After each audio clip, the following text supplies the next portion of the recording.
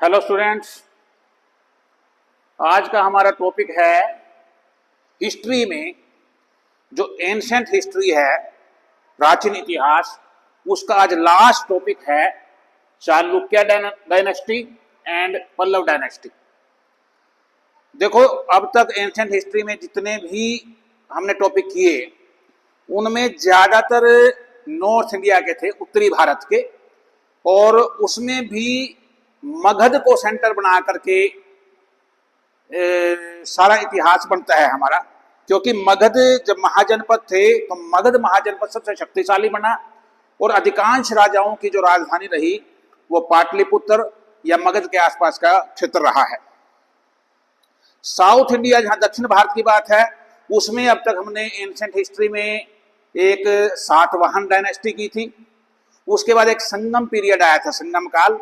उसमें हमने तीन वंश की बात की थी, चोल, चेर और पांड्य वंश। उसके बाद जब गुप्त काल कर रहे थे हम, उस समय एक और वंश की बात की थी, वाकाटक की। तो वाकाटक के बाद दक्षिण भारत का जो अगले वंश है चालुक्य और पल्लव, इन दो की बात करेंगे हम। इसके बाद जो वंश आएंगे वो हम मेडिवल हिस्ट्री में, मध्यकालीन इतिहास है, उसमें पढ़ेंगे। तो जो चालुक्य है, चालुक्य ऑफ वातापी या बादामी बोलते हैं इसको, इनका शासन था 543 एडी से 755 एडी तक। Vakataka power was followed by Chalukyas. तो जो वाकाटक वंश किया था हमने गुप्त काल के दौरान, जिस समय उत्तरी भारत में गुप्त वंश था तो दक्षिण में वाकाटक वंश था। उसके बाद जो अगला वंश आया दक्षिण में वो चालुक्य आया। Chalukya establish their capital at Vatapi. Present में इसका नाम है बादामी, प्राचीन नाम था Vatapi, in the district of Bagalkot in Karnataka. Karnataka में एक जिला है बागलकोट, वहां एक स्थान है बादामी, उसका प्राचीन नाम था वातापी।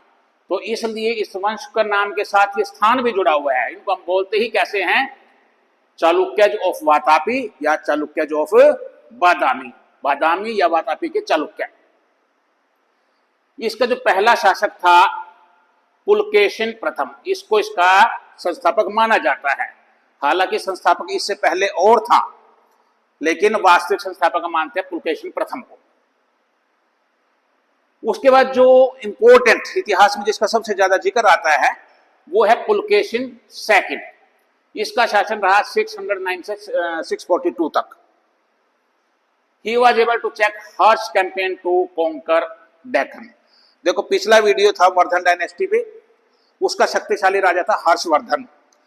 हर्षवर्धन के समय में भी एंशिएंट हिस्ट्री में तीन काल याद रखने हैं। मौर्य वंश के समय भारत का क्षेत्रफल बहुत ज्यादा फैला हुआ था, उसके बाद गुप्त वंश के समय में, उसके बाद हर्षवर्धन का राज्य विस्तार भी बहुत अधिक था। तो हर्षवर्धन जब दक्षिण की तरफ गया तो दक्षिण में उसका मुकाबला हुआ पुलकेशिन द्वितीय के साथ, जो चालुक्य था, और पुलकेशिन द्वितीय ने हर्षवर्धन को हरा दिया था। हर्षवर्धन की एकमात्र जो हार हुई अपने जीवन में पुलकेशिन द्वितीय के द्वारा ही हुई है। The whole inscription is an eulogy written by his court poet Ravikirti. इसी का जो कवि था रविकृति था, दरबारी कवि, उसके द्वारा एक इंस्क्रिप्शन है, ई होल इंस्क्रिप्शन, उससे इसका पता लगता है हमें। यूलॉजी का मतलब होता है स्तुति गान। आमतौर पे जो कवि होते थे या कोई भी दरबारी है अपने राजा की प्रशंसा ही करेगा, तो आमतौर पे इंस्क्रिप्शन में राजा के बारे में बहुत ही उनकी प्रशंसा की जाती है। He sent an ambassador to the Persian king Khusrau second. इसने अपना एक राजदूत, फारस का एक राजा था खुसरो द्वितीय, उसके पास भी भेजा था 625 एडी में, and also received one from him. और बदले में खुसरो द्वितीय ने भी अपना राजदूत इसके दरबार में भेजा था। Chinese pilgrim Hiuen Tsang visited his kingdom. ये पिछले वीडियो में बताया था कि ह्यूनसांग जो था ये हर्षवर्धन के समय में, हर्षवर्धन की राजधानी में 8 साल रहा। तो इसने यहाँ इसके शासन में भी जो है पुलकेशिन द्वितीय के यहाँ भी इसने जो है यात्रा की। फिर एक पल्लव रूलर था, अभी हम आगे पढ़ेंगे, नरसिंह वर्मन। मम्मल भी बोलते थे इसको। मम्मल का मतलब पहलवान था ये। तो नरसिंह वर्मन मम्मल ने इन्वेडेड द चालुक्य, इसने चालुक्य पे आक्रमण किया। किल्ड पुलकेशिन द्वितीय, इसने पुलकेशिन सेकंड को मार दिया। कैप्चर्ड वातापी, वातापी पे कब्जा कर लिया। ही अडोप्टेड द टाइटल, और कब्जा करने के बाद उसने अपने आप को क्या कहा, एक टाइटल घोषित कर दिया, वातापी कोंडा। कोंडा होता है कॉन्करर, विजेता, वातापी को जीतने वाला, वातापी का विजेता, वातापी कोंडा। In 757 AD, Chalukya were overthrown by their feudatories, Rashtrakutas. 757 में अंत हो गया शासन का, और जो इनके फ्यूडेटरीज थे, जागीरदार थे, राष्ट्रकूट, उन्होंने, उनका वंश शुरू हो गया। राष्ट्रकूट को पढ़ेंगे मेडिवल इंडिया में, जो मेडिवल हिस्ट्री पढ़ेंगे उसमें। तो मेन पॉइंट क्या है भाई, चालुक्य, वातापी या बादामी के चालुक्य कहा जाता है इनको। कहाँ है ये, प्रेजेंट में कर्नाटक में बागलकोट डिस्ट्रिक्ट में बादामी जगह है। पुलकेशिन फर्स्ट इसका मेन फाउंडर कहा जाता है, लेकिन पुलकेशिन सेकंड इसका ज्यादा इतिहास में जिसका जिक्र है, राजा का पुलकेशिन सेकंड है। ये होल इंस्क्रिप्शन रवि कीर्ति, इसका जो पोएट था, उसने लिखवाई थी। खुसरो सेकंड एक पर्शियन किंग था, उसके पास इसने राजदूत भेजा था, और हुनसांग भी इसके दरबार में आया था। और नरसिंह वर्मन जो था, एक पल्लव जो राजा था, उसने इसको हराया, और हराने के बाद उसने उपाधि धारण की वातापी कोंडा। देखो, आपको वीडियो अच्छे लगते हैं तो लाइक कीजिए, शेयर कीजिए, और चैनल सब्सक्राइब नहीं किया तो सब्सक्राइब जरूर कीजिए। अब अगला वंश था Pallava. There is a controversy regarding the origin of the Pallavas. Pallavas के ओरिजिन के बारे में बहुत से इतिहासकारों के अलग अलग मत हैं।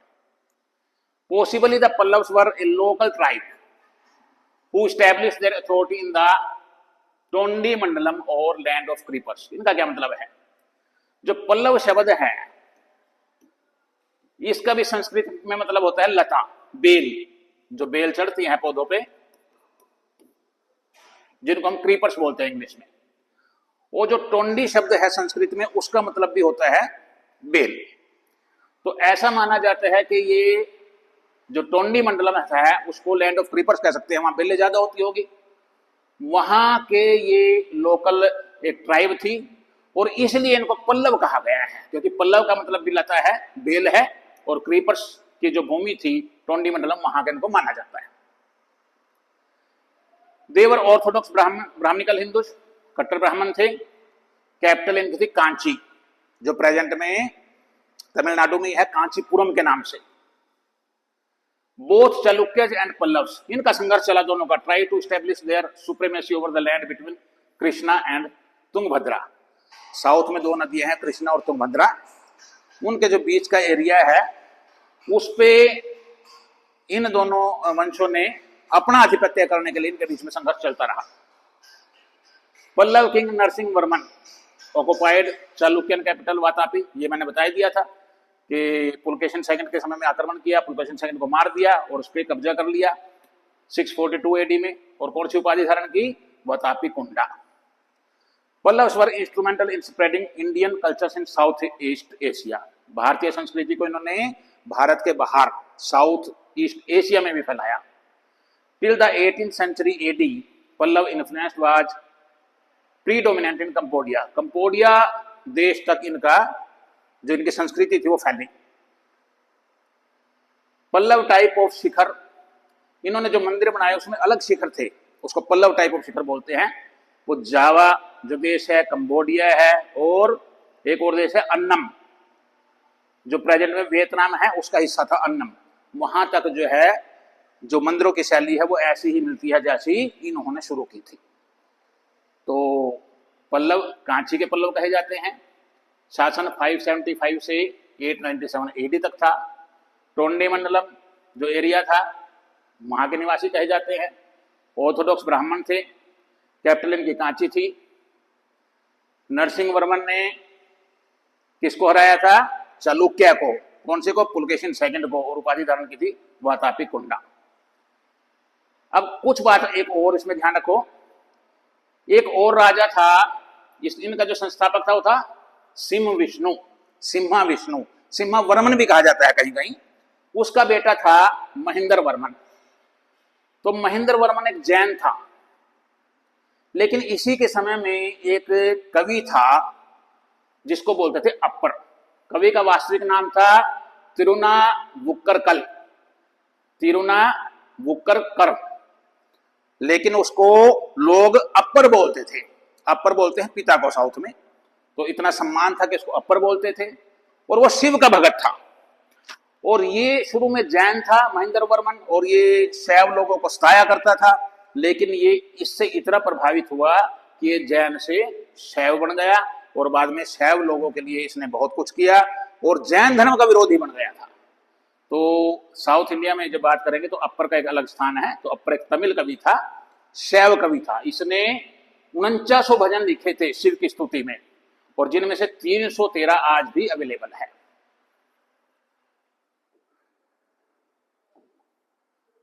अब ये हमने एंशिएंट इंडिया कर लिया पूरा। अब कुछ गुप्त काल के बाद जो डायनेस्टीज थी हमने की भी है, उसमें कुछ का जिक्र ही करेंगे। चालुक्य उपतापी आज ही पढ़ लिया हमने। इसका संस्थापक तो था जयसिम्हा, लेकिन वास्तविक संस्थापक माना किसको जाता है? पुलकेशिन प्रथम। और मुख्य शासक कौन था? पुलकेशिन सेकंड। एक और वंश था गंगाज ऑफ तलाकाडू। गंगा वंश का नाम था, गंगा वंश। तलाकाडू भी साउथ में जो है बेंगलोर के पास एक स्थान है, वहां की राजधानी, इन्होंने अपनी राजधानी बनाई थी। और इसका संस्थापक कौन था? कोंकणी वर्मा, या कहीं कहीं जगह कोंगुनी वर्मन भी कहा गया है। गुप्त वंश हमने पढ़ लिया सारा। श्रीगुप्त इसका संस्थापक था। कदम्ब ऑफ वनवासी, अब नाम है बनवासी, ये भी कर्नाटक में जगह है। तो पहले इसका नाम वनवासी था। वहां के कदम्ब, ये भी एक वंश था। इसका संस्थापक था मयूर शर्मन, या मयूर शर्मा भी कहा जाता है, ब्राह्मण था। किंगडम ऑफ गॉड, ये भी हम पढ़ चुके हैं। शशांक, जो पिछला वीडियो किया था हमने वर्धन डायनेस्टी का, उसमें बताया था कि जो शशांक था गौड़ का राजा, और मालवा का राजा था एक देवगुप्त, उन्होंने मिलकर के जो हर्षवर्धन का बहनोई था उसका को मार दिया था, और हर्षवर्धन के भाई को भी मार दिया था बाद में। थानेश्वर का पढ़ लिया हमने, पुष्यभूति, ये पिछला वीडियो था इस पे। गुप्त काल के बाद लेटर गुप्ताज ऑफ मगध, मगध में कुछ गुप्त वंश जैसे खत्म हो गए, तो फिर बाद में भी कुछ गुप्त आए हैं। कृष्ण गुप्त उसका संस्थापक था। मैत्रिक ऑफ वल्लभी, ये भी हमने पिछले वीडियो में किया था। इसने हर्षवर्धन ने जो मैत्रिक वंश था वल्लभी का, उसका राजा था ध्रुवसेन सेकंड, इसको हराया था। इसका संस्थापक था भट्टारका। मोखरी वंश, इसकी भी बात की थी हमने। जो हर्षवर्धन का बहनोई था गृहवर्मन, वो मोखरी का ही राजा था। इसकी बहन जो है राज्यश्री, वहां उसका विवाह हुआ था, और इसका संस्थापक था यज्ञवर्मन। पल्लव ऑफ कांची, ये हमने पढ़ लिया अभी। सिम विष्णु या सिमवर्मन इसका संस्थापक था। पांड्य जो मदुरई, ये भी हमने चेर, चोर और पांड्या वंश किया हुआ है, वहां किया हुआ है। कोंडोनगन था इसका संस्थापक। और वाकाटक भी हमने पढ़ा हुआ है, उसका संस्थापक था विंध्य शक्ति। तो इसके बाद जो नेक्स्ट वीडियो करेंगे हम हिस्ट्री का, जब भी करेंगे तो वो मेडिवल जो हिस्ट्री आएगी, मध्यकालीन इतिहास जाएगा, उसका करेंगे। Thank you, thanks a lot.